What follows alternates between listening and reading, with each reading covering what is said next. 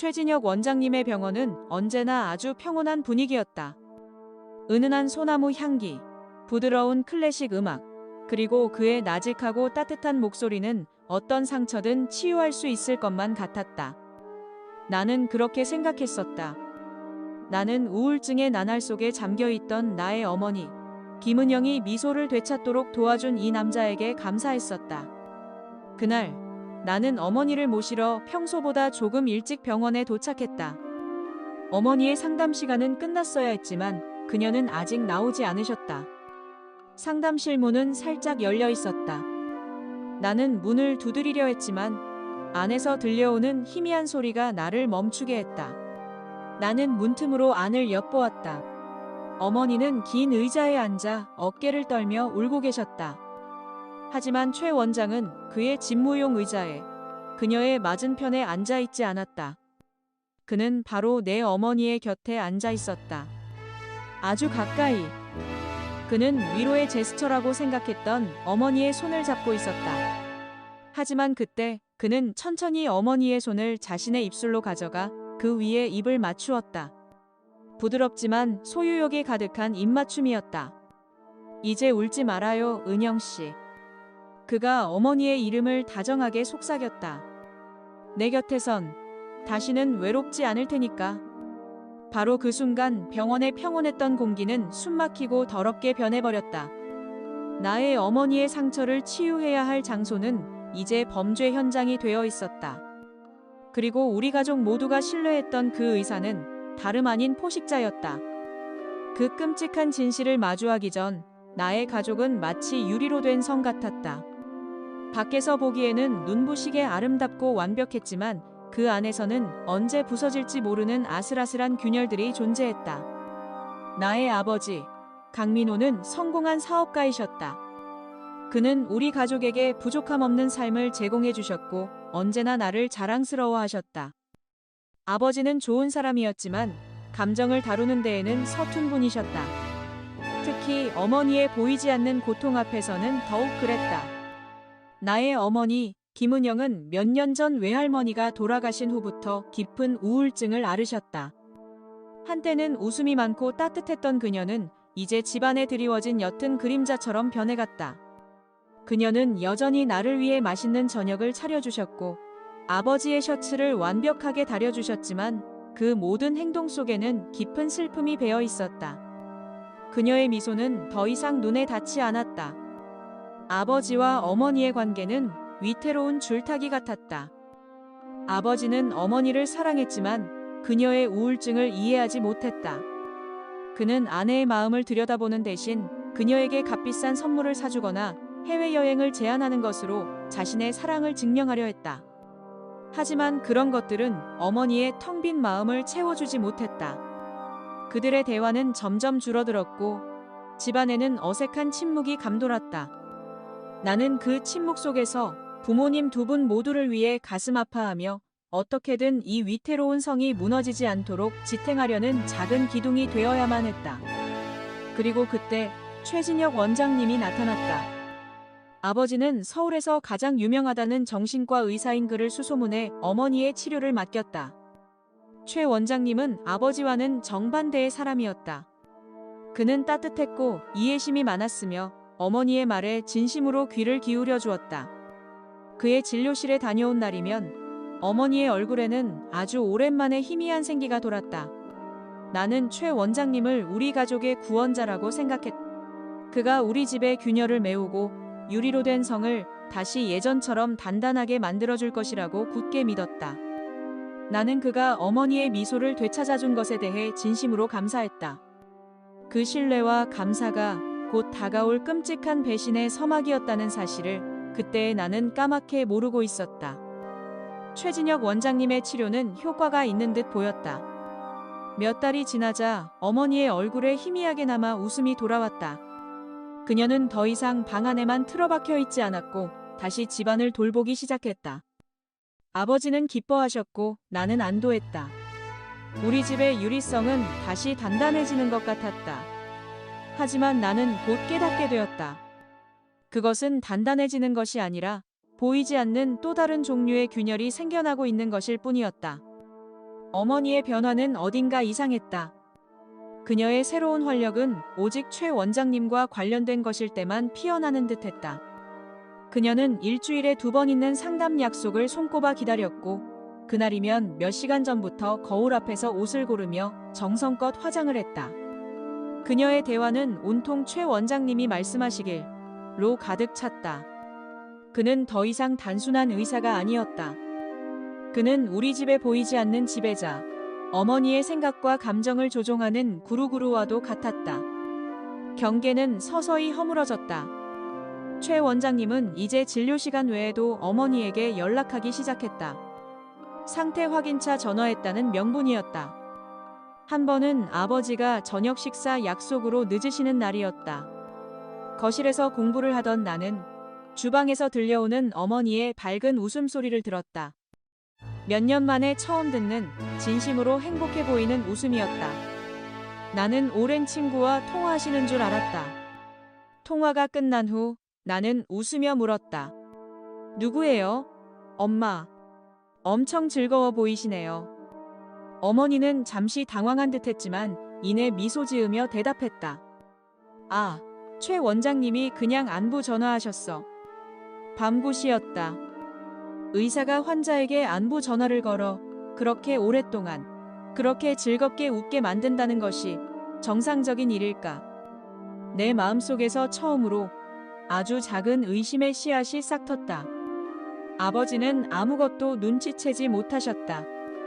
그는 아내가 나아지고 있다는 사실에 그저 감사할 따름이었다. 최 원장님은 정말 명의야. 우리가 은인을 만났어. 그는 진심으로 그렇게 말했다. 그는 어머니가 최 원장님과 저녁 늦게까지 통화하는 것을 알게 되어도 환자에게 저렇게까지 신경을 써주시다니 정말 훌륭한 분이야라며 칭찬할 뿐이었다.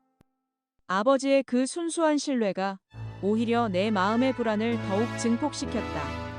나는 내가 느끼는 이 불편함이 어디서 오는지 이해할 수 없었다. 어머니는 나아지고 있고 아버지는 행복해 하시는데 나는 왜 불안한 걸까? 나는 스스로를 꾸짖었다. 내가 지금 무슨 생각을 하는 거지? 최 원장님은 우리 가족의 은인이야. 엄마가 좋아지시는 건 다 그분 덕분인데. 사람의 선의를 의심하다니. 나는 정말 나쁜 딸이야. 나는 나의 의심을 감사할 줄 모르는 냉소적인 생각으로 치부하며 억지로 눌러 담았다. 스스로를 탓하며 억눌렀던 의심은 촘촘히 짜인 거짓말의 거미줄 앞에서 힘을 잃고 말았다. 어머니의 치료는 우리 가족에게 빛이 되는 듯했지만 그 빛이 강해질수록 그 뒤에 드리워지는 그림자 또한 짙어지고 있었다. 결정적인 균열은 수요일 오후에 일어났다. 어머니는 그날도 상담 예약이 있다며 외출하셨다. 평소와 다름없는 일상이었다. 하지만 그날 저녁 나는 어머니의 약이 떨어진 것을 보고 병원에 전화를 걸었다. 처방전을 다시 받을 수 있는지 묻기 위해서였다. 접수 데스크의 직원은 친절하게 대답했다. 잠시만요. 김은영님, 오늘 예약은 없으신데요. 최 원장님은 오늘 오후 내내 학회 때문에 자리를 비우셨습니다. 수화기를 든 채 나는 그 자리에 얼어붙었다. 예약이 없다고? 원장님이 자리를 비우셨다고. 심장이 쿵하고 내려앉았다. 어머니는 병원에 가지 않았다. 그녀는 최 원장님을 완벽한 알리바이 삼아 다른 어딘가에 다른 누군가와 함께 있었던 것이다. 내가 억지로 외면하려 했던 모든 의심들이 이제 부인할 수 없는 사실이 되어 내 머릿속을 헤집어 놓았다. 며칠 뒤 나는 어머니의 서재에서 책을 찾다가 책상 위에 놓인 낯선 만년필 케이스를 발견했다. 고급스러워 보이는 여자인 어머니가 쓰기에는 조금 무겁고 남성적인 디자인이었다. 호기심에 케이스를 열어보았다. 안에는 묵직한 검은색 만년필이 들어있었다. 그리고 펜클립에는 작지만 선명하게 이니셜이 새겨져 있었다. C, J, H, 최, 진, 혁. 이것은 단순한 선물이 아니었다. 의사와 환자의 관계를 넘어선 지극히 개인적이고 친밀한 증거였다. 나는 떨리는 손으로 만년필 케이스를 닫았다. 구역질이 치밀어 올랐다. 그날 밤 저녁 식탁의 공기는 그 어느 때보다도 무거웠다. 아버지는 여전히 아무것도 모른 채 밝은 목소리로 말씀하셨다. 최 원장님 덕분에 당신이 정말 좋아졌어. 이번에 큰 프로젝트 끝나면 제대로 된 감사 선물이라도 보내야겠어. 그 말을 듣는 순간 나는 어머니의 얼굴을 보았다. 그녀는 애써 미소 지었지만 그 미소는 종이처럼 얇고 위태로워 보였다. 나는 더 이상 음식을 삼킬 수 없었다. 아버지의 순수한 감사는 이제 이 지독한 연극의 가장 잔인한 대사가 되어버렸다. 나는 깨달았다. 어머니의 치료는 약이 아니었다. 그것은 우리 가족을 서서히 중독시키는 달콤한 독이었다. 나는 더 이상 이 거짓된 평화 속에서 숨막혀하며 살 수 없었다. 나는 알아내야만 했다. 어머니가 상담이라는 거짓말 뒤에 숨어서 대체 어디서 누구와 무엇을 하고 있는지, 아버지의 순진한 감사와 어머니의 위태로운 미소, 그리고 내 책상 서랍 속에 숨겨져 있는 차가운 만년필. 이 모든 것들이 나를 더 이상 망설일 수 없게 만들었다. 나는 더 이상 이 집안에서 벌어지는 조용한 연극의 관객으로만 남아있을 수 없었다. 나는 배우들의 동선을, 그들의 비밀스러운 무대를 알아내야만 했다. 나는 금지된 영역에 발을 들여놓기로 결심했다. 첫 번째 단계는 어머니의 휴대폰이었다. 그것은 어머니의 가장 사적인 공간이었고 그곳을 엿보는 것은 딸로서 해서는 안 될 일이었다. 하지만 나는 죄책감보다 진실에 대한 갈망이 더 크다는 것을 깨달았다. 나는 어머니가 정원에서 식물들을 돌보는 틈을 타 그녀의 침실로 들어갔다. 심장이 미친 듯이 뛰었다.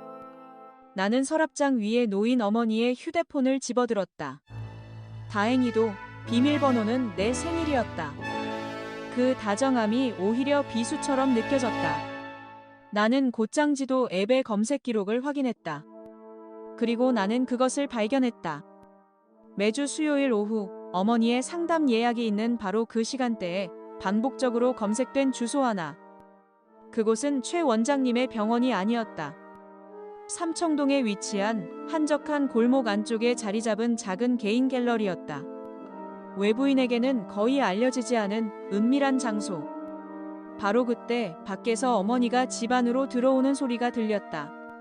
나는 공황 상태에 빠져 황급히 모든 앱을 닫고 휴대폰을 원래 자리에 돌려놓았다. 나는 간신히 어머니와 마주치기 전에 내 방으로 도망칠 수 있었다. 나는 문에 등을 기댄 채 거친 숨을 몰아쉬었다. 나는 이제 그들의 비밀스러운 무대를 알아냈다. 다음 주 수요일 나는 결단을 내려야만 했다. 나는 내 인생이 걸린 수능 특강을 빠지기로 했다. 어머니께는 몸이 좋지 않아 학원을 하루 쉬어야겠다고 거짓말을 했다. 거짓말이 거짓말을 낳았다. 나는 모자와 마스크로 얼굴을 가린 채 어머니의 뒤를 밟았다. 어머니는 예상대로 삼청동의 그 갤러리로 향했다. 나는 길 건너편에 서서 숨을 죽이고 지켜보았다. 잠시 후 익숙한 검은색 세단 한 대가 갤러리 앞에 멈춰섰다. 최 원장이었다. 그는 주위를 한번 살피더니 자연스럽게 안으로 들어갔다. 그들은 정말로 그곳에서 만나고 있었다. 나는 몇 시간을 더 그곳에 서 있었다. 차가운 바람이 내 뺨을 스쳤지만 나는 아무것도 느낄 수 없었다. 나는 그저 갤러리에 굳게 닫힌 문만을 멍하니 바라볼 뿐이었다. 저 문 너머에서 나의 어머니와 그녀의 의사는 대체 무슨 짓을 하고 있는 걸까? 치료라는 이름 아래 어떤 배신이 이루어지고 있는 걸까? 근처를 지나가던 한 차가 내 옆에 멈춰서는 바람에 나는 화들짝 놀라 골목 안으로 몸을 숨겼다. 발각될지도 모른다는 공포가 온몸을 덮쳤다. 나는 범죄자처럼, 내 가족의 진실을 훔쳐보는 그림자처럼 그곳에 서 있었다. 나의 위험한 수사는 끝났다. 나는 모든 것을 확인했다. 이제 내 손에 남은 것은 이 모든 것을 파괴할 수도 있는 너무나도 무겁고 차가운 진실뿐이었다. 삼청동의 그 갤러리. 그곳은 이제 내 머릿속에서 떠나지 않는 불길한 장소가 되어버렸다. 일주일 동안 나는 그곳에서 본 광경을 몇 번이고 되새겼다. 하지만 나는 알아야만 했다. 저 굳게 닫힌 문 너머에서 대체 무슨 일이 벌어지고 있는지를. 나는 다음 주 수요일 다시 한번 금지된 발자국을 내딛기로 결심했다. 나는 다시 학원을 빠졌다. 거짓말은 이제 너무나도 쉬워졌다. 나는 지난번보다 더 일찍 그곳에 도착했다. 갤러리 주변을 맴돌다 나는 건물 옆으로 난 좁은 골목길을 발견했다. 골목길 끝에는 담쟁이 덩굴로 뒤덮인 낡은 담벼락이 있었고 그 너머로 갤러리의 작은 후원이 희미하게 보였다. 나는 심장이 미친 듯이 뛰는 것을 느끼며 조심스럽게 그곳으로 향했다. 나는 낡은 벽돌 틈에 발을 딛고 조심스럽게 고개를 들어 담벼락 너머를 엿보았다. 그리고 나는 지옥의 풍경을 보았다.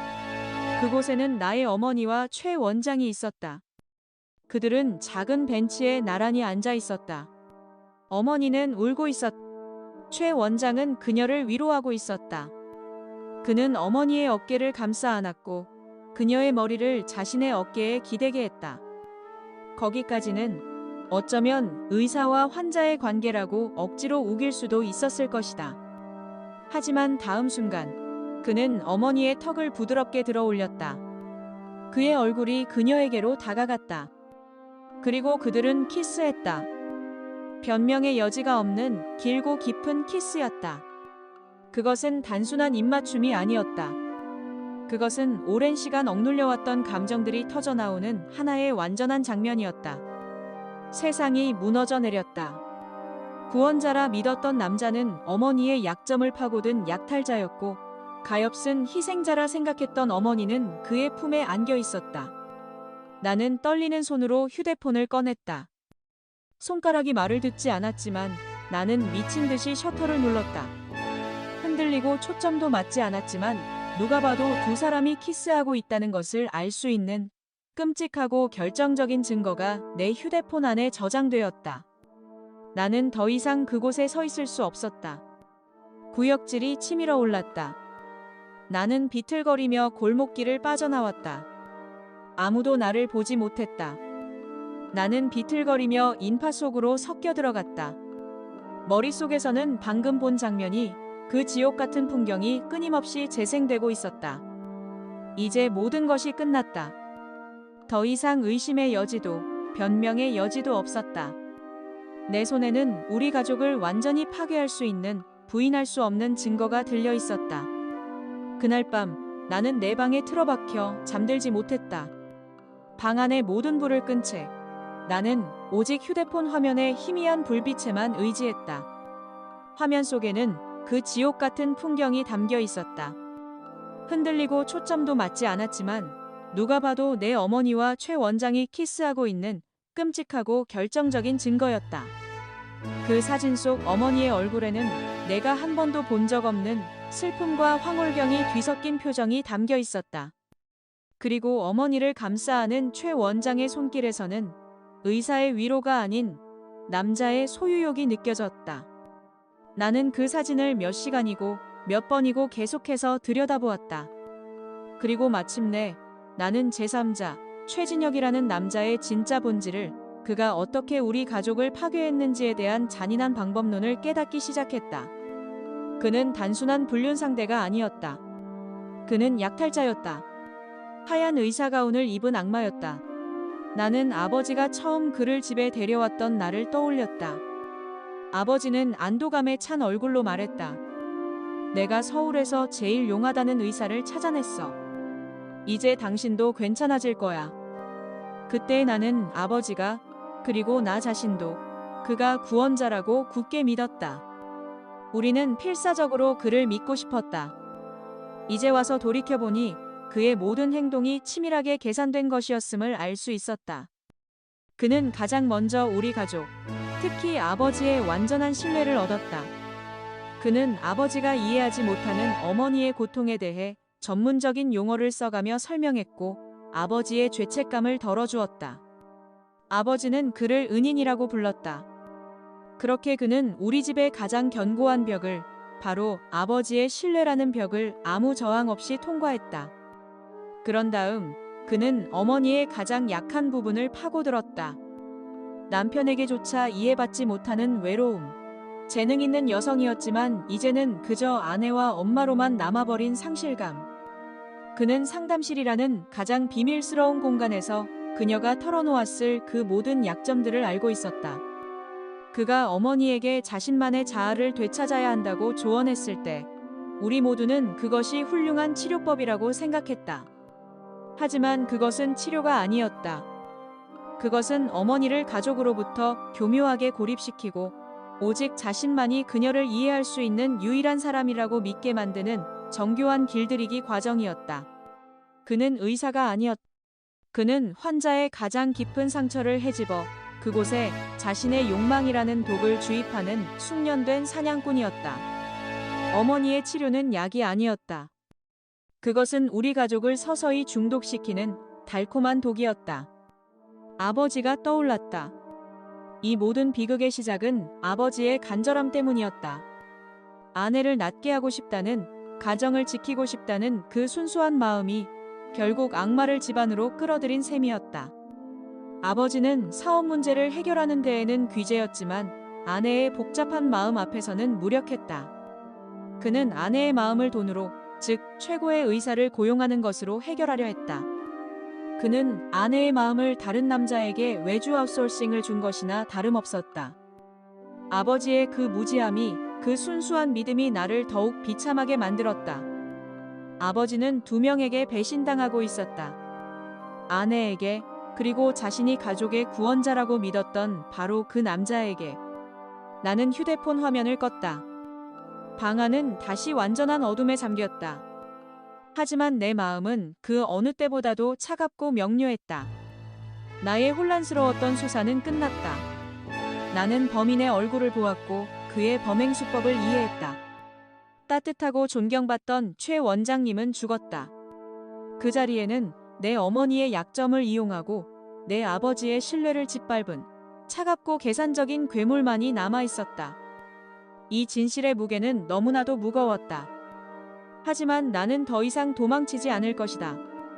나는 이 증거를 가지고 저 배기를 입은 악마와 맞서 싸워야만 했다. 이것은 더 이상 단순한 복수가 아니었다. 이것은 정의의 문제였다.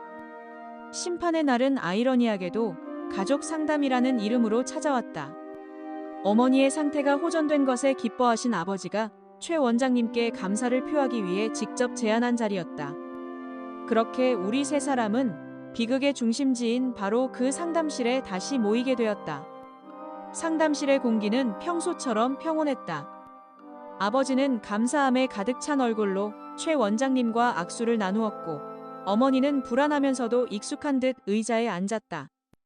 나는 내 주머니 속에서 차갑게 식어가는 휴대폰을 꽉 쥔 채 그들 사이에 앉았다. 나는 더 이상 이 연극에 겁먹은 관객이 아니었다. 나는 심판관이었다. 최 원장은 부드러운 미소와 함께 상담을 시작했다. 아주 좋아 보이시네요. 은영 씨. 최근에는 불안 증세도 많이 줄었고 가정 내에서도 긍정적인 변화가 많다고 들었습니다. 아버지가 자랑스럽게 대답했다. 다 원장님 덕분입니다. 정말 저희 가족의 은인이십니다. 바로 그때였다. 나는 아버지의 말을 끊고 들어갔다. 최 원장님, 내가 말했다. 내 목소리는 놀라울 정도로 차분하고 단단했다. 방 안의 모든 시선이 내게 쏠렸다. 계속하기 전에 제가 몇 가지 질문을 드려도 될까요? 최 원장은 잠시 당황한 듯했지만 이내 인자한 의사의 가면을 다시 썼다. 물론이란다, 지우야. 하지만 개인적인 이야기는 나중에 따로. 아니요? 나는 그의 말을 잘랐다. 저는 제 부모님께서도 이 이야기를 들으셔야 한다고 생각해요. 나는 그를 똑바로 쳐다보며 첫 번째 칼을 뽑아들었다. 지난주 수요일, 원장님께서 학회 때문에 하루 종일 자리를 비우셨던 그날, 저희 어머니의 상담 치료는 효과가 있었나요? 최 원장의 얼굴에서 미소가 사라졌다. 어머니의 얼굴은 새하얗게 질려갔다. 아버지는 혼란스러운 표정으로 물었다. 학회라니? 그날 당신 상담받으러 갔었잖아. 나는 그들이 정신을 차릴 틈을 주지 않았다. 나는 어머니의 책상에서 가져온 만년필을 꺼내 그의 책상 위에 올려놓았다. 그리고 원장님의 이니셜이 새겨진 이 만년필. 이것도 치료 과정의 일부인가요? 마지막이었다. 나는 숨을 깊게 들이마시고 떨리는 손으로 휴대폰을 꺼냈다. 나는 갤러리를 열어 그 끔찍한 사진을 찾아냈다. 그리고 그 휴대폰을 마치 사형 선고문처럼 아버지 앞에 테이블 위로 밀었다. 화면에는 내 어머니와 최 원장이 키스하는 모습이 선명하게 담겨 있었다. 그리고 마지막으로 내 목소리는 억눌렀던 분노로 희미하게 떨렸다. 이 키스는 저희 어머니를 위한 마지막 처방이었나요? 아버지는 휴대폰 화면을 내려다보았다. 그의 얼굴에 떠올랐던 혼란스러움은 서서히 믿을 수 없다는 표정의 완전한 공포로, 그리고 마침내 끔찍한 깨달음으로 변해갔다. 그가 신뢰했던 남자의 배신, 그가 사랑했던 아내의 기만, 모든 것이 그의 눈앞에서 벌거벗겨졌다. 어머니는 마침내 무너져 내리며 아이처럼 소리내어 울기 시작했다. 최 원장은 아무 말도 하지 못하고 하얀 의사가운 뒤에 숨은 악마의 진짜 얼굴을 드러낸 채 앉아 있었다. 심판의 시간은 끝났다. 나의 가족이라는 이름의 유리성은 산산조각이 나버렸다. 내 휴대폰 화면에서 재생되던 침묵의 영상은 곧이어 터져나올 지옥 같은 현실의 서곡일 뿐이었다. 아버지는 테이블 위의 휴대폰에서 아내에게로, 그리고 마침내 최 원장에게로 시선을 옮겼다. 그의 눈에 담겨있던 충격과 슬픔은 순식간에 맹렬한 분노의 불길로 타올랐다. 이 사기꾼 같은 자식. 아버지는 짐승처럼 포효하며 의자에 앉아있던 최 원장에게 달려들었다. 그는 최 원장의 하얀 의사가운 멱살을 움켜쥐고 그를 끌어올렸다. 평생을 이성적이고 점잖게만 살아오셨던 나의 아버지는 온데간데 없었다. 그곳에는 오직 배신감에 눈이 먼 한 남자만이 있었다.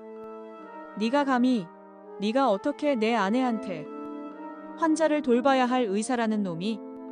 아버지가 소리쳤다. 상담실의 책들이, 서류들이 바닥으로 떨어지며 아수라장이 되었다. 최 원장은 비굴하게 변명하려 했었다. 강 선생님, 진정하시고. 이건 오해입니다. 치료 과정의 일부. 치료. 아버지가 비웃었다. 이 키스가 치료 과정의 일부라고. 내 아내의 외로움을 파고들어 그녀를 내 침대로 끌어들이는 게 내 놈의 치료 방식인가? 어머니는 그저 흐느끼고만 있었다. 아버지는 마침내 최 원장을 밀쳐내고 이제 무너져 내리는 아내를 향해 돌아섰다. 그의 목소리는 분노와 함께 찢어지는 듯한 고통으로 가득 차 있었다. 은영 씨, 말해봐. 이게 다 사실이야. 저 남자랑 당신 정말. 그는 문장을 끝맺지 못했다. 어머니는 고개를 끄덕이며 본물 터진 듯 울부짖기 시작했다. 미안해요. 미안해요. 하지만 당신은 단 한 번도 내 말을 들어주지 않았어. 내 마음이 얼마나 병들었는지, 내가 얼마나 외로웠는지 당신은 알려고 하지도 않았잖아. 이 사람은 내 이야기를 들어줬단 말이야. 그래서 내 아내가 아닌 다른 남자의 위로가 필요했다는 건가? 내가 벌어다 준 돈으로 당신의 병을 고쳐달라고 맡겨놓은 바로 그 남자한테서 모든 거짓말들이 벗겨지고 추하고 벌거벗은 진실들이 드러났다. 어머니의 외로움, 아버지의 무심함, 그리고 그 틈을 파고든 의사의 비뚤어진 욕망. 치료라는 이름 아래 행해졌던 모든 비밀스러운 통화와 만남들이 이제야 그 추악한 본 모습을 드러냈다. 나는 그들 사이에 서서 완전히 투명 인간이 된 기분이었다. 이것은 내가 시작한 일이었다. 내가 폭탄의 스위치를 눌렀다. 어머니의 무너져 내리는 얼굴, 아버지의 추악한 변명, 그리고 공포에 질려 떨고 있는 최 원장의 모습. 이 모든 것이 내 책임인 것만 같았다. 죄책감이 파도처럼 밀려와 나를 삼켰다. 언쟁의 절정에서 아버지는 책상 위에 있던 최 원장의 명패를 집어들어 벽에 던져버렸다. 정신건강의학과 원장 최진혁이라고 쓰인 명패가 산산조각 났다. 그 파괴의 소리와 함께 모든 것이 끝났다. 남은 것은 어머니의 절망적인 통곡과 아버지의 거친 숨소리, 그리고 깨진 명패 조각처럼 흩어져 버린 우리 가족의 모습뿐이었다.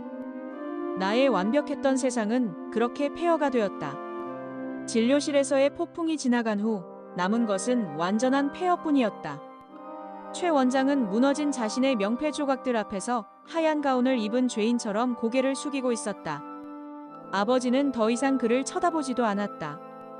그는 지친 몸을 이끌고 흐느끼는 어머니의 팔을 붙잡아 일으켰다. 그의 손길에는 더 이상 분노가 아닌 깊은 체념만이 남아 있었다. 병원에서 집으로 돌아오는 차 안은 지옥보다 더 고요했다. 아무도 말을 하지 않았다. 아버지는 핸들을 쥔 채 굳은 표정으로 앞만 보았고, 어머니는 창밖을 보며 소리 없이 눈물만 흘리셨다. 나는 뒷좌석에 앉아 두 사람의 부서진 뒷모습을 보며 숨을 죽였다. 이 좁은 공간을 가득 채운 침묵은 어떤 고함보다도 더 무겁고 고통스러웠다. 그것은 다시는 예전으로 돌아갈 수 없다는 명백한 선고였다. 집에 도착하자마자 아버지는 거실 한가운데에 멈춰섰다. 그는 더 이상 어머니를 보지 않고 텅 빈 허공을 향해 말했다. 그의 목소리는 모든 감정이 사라진 메마른 것이었다. 내일 변호사에게 연락하지. 어머니는 흐느낌을 멈추고 천천히 고개를 들었다. 그녀는 애원하지 않았다.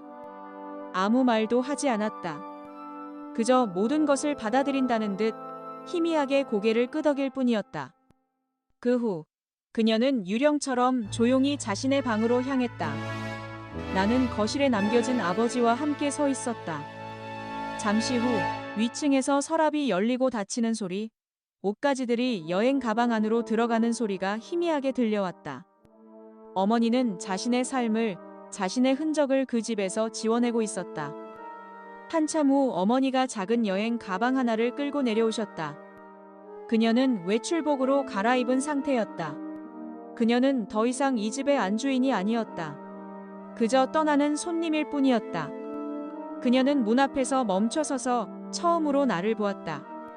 그녀의 눈은 퉁퉁 부어 있었고 그 안에는 후회와 슬픔, 그리고 미안함이 뒤섞여 있었다. 그녀는 내게 다가와 내 뺨을 만지려 손을 뻗었지만 이내 그 손을 거두었다. 지우야, 그녀가 속삭였다. 미안하다. 그 말을 남기고 그녀는 몸을 돌려 떠났다. 현관문이 닫히는 철컥 소리.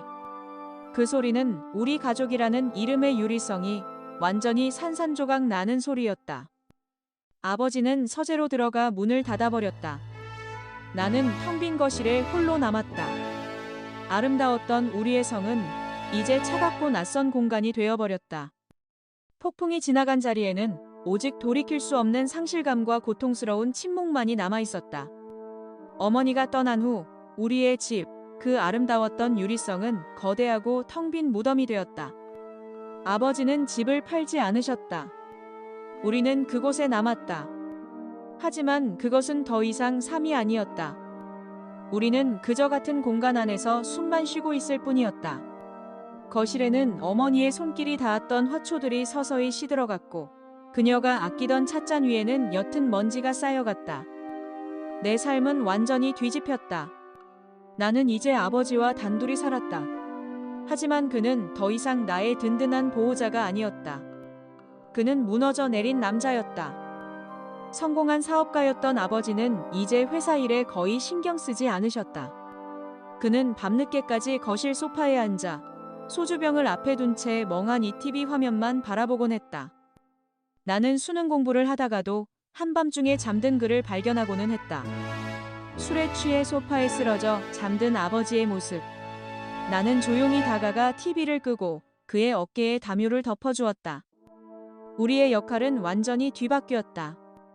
나는 더 이상 보살핌을 받는 딸이 아니라 부서진 아버지를 돌봐야 하는 이름 없는 보호자가 되었다. 어머니와의 관계는 끊어진 실처럼 위태롭게 이어져 있었다. 그녀는 다른 도시에 머물고 계셨다. 가끔 그녀에게서 소포가 왔다. 안에는 내가 어릴 적 좋아했던 책들과 서툰 글씨로 쓴 짧은 편지가 들어 있었다. 미안하다. 사랑한다. 그 글자들을 볼 때마다 내 마음속에서는 슬픔과 분노가 뒤섞여 소용돌이쳤다. 나는 그 편지에 답장하지 않았다. 나는 그저 편지를 서랍 깊숙한 곳에 넣어둘 뿐이었다.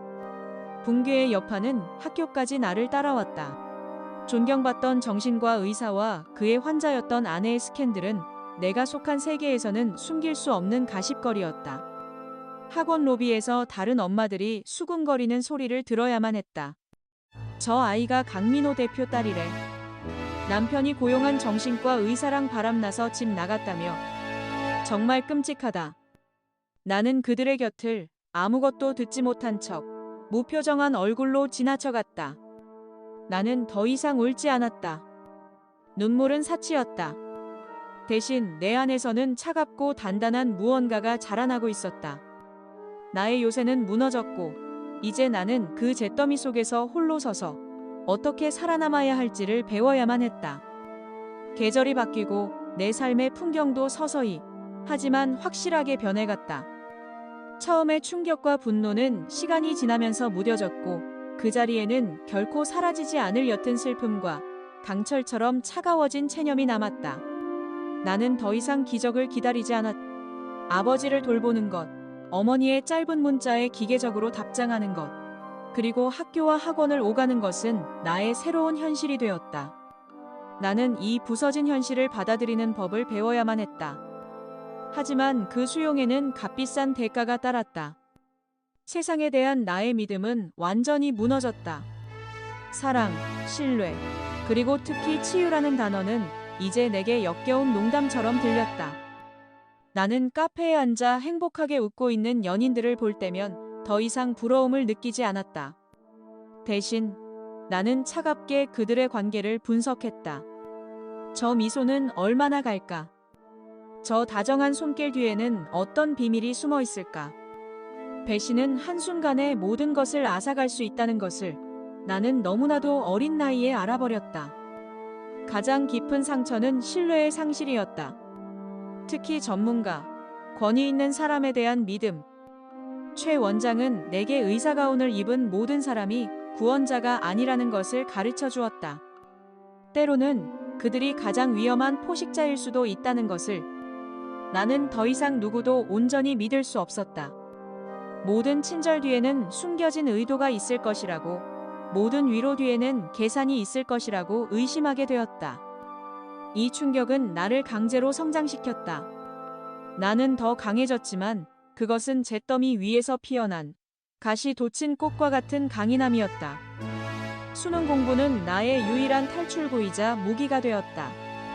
높은 점수는 더 이상 부모님을 자랑스럽게 해드리기 위한 것이 아니라 이 잿더미로부터 탈출하여 나 자신의 힘으로 살아남기 위한 생존 수단이었다. 나는 잠을 줄여가며 공부에 몰두했다.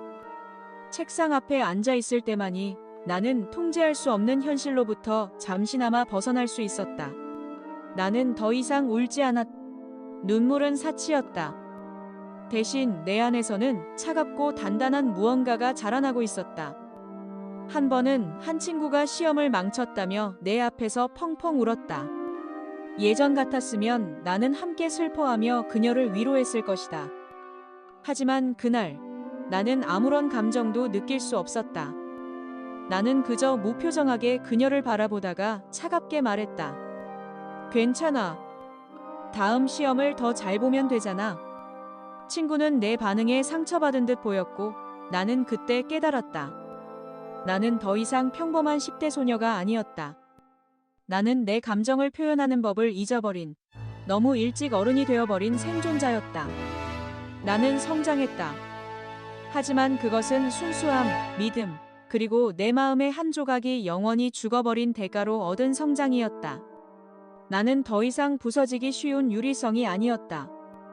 나는 스스로를 보호하기 위해 내 주위에 누구도 들여보내지 않을 차가운 돌로 된 벽을 쌓아 올렸다. 몇 년 후 나는 심리학을 전공하는 대학생이 되었다. 끔찍했던 수능의 계절이 지나고 나는 도망치듯 서울을 떠나 다른 도시의 대학으로 왔다. 사람들은 내가 왜 그렇게 치열하게 공부했는지, 왜 굳이 집을 떠나려 했는지 이해하지 못했다. 부모님은 공식적으로 이혼하셨다. 우리 가족은 최 원장을 상대로 의료과실 및 비윤리적 행위에 대한 소송을 제기했고, 긴 법정 싸움 끝에 그의 명성과 경력은 완전히 무너졌다. 정의는 실현되었지만 그것이 우리 가족의 상처를 마법처럼 치유해주지는 않았다. 아버지는 회사를 매각하고 지금은 작은 컨설팅 회사를 운영하며 조용히 살고 계셨다. 어머니는 다른 도시에서 작은 화원을 가꾸며 혼자만의 평화를 찾아가고 계셨다. 나는 방학을 맞아 오랜만에 아버지가 사는 작은 아파트를 찾았다. 예전에 화려했던 유리성은 사라지고 그의 산만큼이나 단출하고 조용한 공간이었다. 우리는 예전처럼 어색하지 않게 마주 앉아 차를 마셨다. 아버지는 많이 늙으셨지만 그 눈빛은 예전보다 한결 편안해 보였다. 심리학 공부는 어떠니? 아버지가 물으셨다. 재미있어요. 내가 대답했다. 사람의 마음에 대해 배우는 건 흥미로운 일이에요. 아버지는 씁쓸하게 미소 지었다. 아빠는 너무 늦게 그걸 깨달았구나. 그의 그 한마디에 나는 아주 오랫동안 내 마음속에 남아있던 분노의 마지막 조각이 녹아내리는 것을 느꼈다. 나는 용서했을까? 그것은 복잡한 질문이다. 나는 어머니를 용서하기 시작했다. 그녀의 배신이 아니라 그녀를 그 벼랑 끝으로 내몰았던 한 인간으로서의 외로움과 약함을. 우리는 이제 가끔 아주 조심스럽게 서로의 안부를 묻는 사이가 되었다. 나는 아버지를 용서했다. 그의 무심함이 아니라 그 또한 이 비극에 상처 입은 생존자라는 사실을. 우리의 관계는 이제 더 이상 아들과 아버지의 관계가 아닌 서로의 상처를 이해하는 두 어른의 관계가 되어 있었다. 가족이란 나에게 더 이상 완벽한 그림이 아니다. 그것은 흠집투성이의 불완전한 사람들로 이루어진 언제든 부서질 수 있는 연약한 것이다. 하지만 나는 이제 안다.